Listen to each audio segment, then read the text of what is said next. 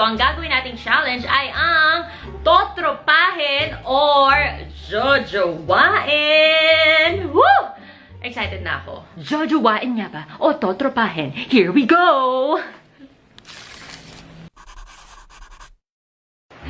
Kobe, yung itsura niya, like, okay, gwapo, syempre, gwaping. Pero kasi mas bata to sa akin eh. Way younger ang alam ko. Pero gusto ko yung appeal niya, parang. Pero usually, ayoko ng mas bata sa akin. So, for Kobe Paras, totropahin. Totropahin ko si Kobe. Game, next. Isa to sa mga feeling ko, baka mabash ako ng niya, mga followers niya. Pero, alam mo yung ma-appeal talaga. Moreno, maganda yung smile, tas attractive yung eyes niya, parang nangungusap. Ang ganda ng katawan.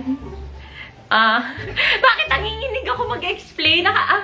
Hindi ko na kaya. Parang hindi ko na masasurvive. Pero again, dahil mas bata, feeling ko, totropahin. Bakit ganun? Feeling ko, ang tanda ko na. Grabe na.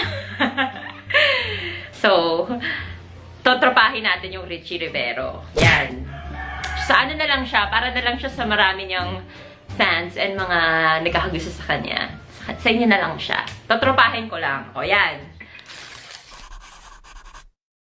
Si Scotty, para ko siyang, paano ko ma-explain? Kapag nakikita kami nito, alam mo yung parang fun, light, tawanan, kantsawan. Kasi pares kami na personality bubbly. But looks-wise, hindi ko bet yung looks ni Scotty Tsaka ang galing niya sumayaw. Like, sa mga TikToks niya, parang Pero si Scotty, tsaka may girlfriend to si Scotty. Scotty Thompson, totropahin natin.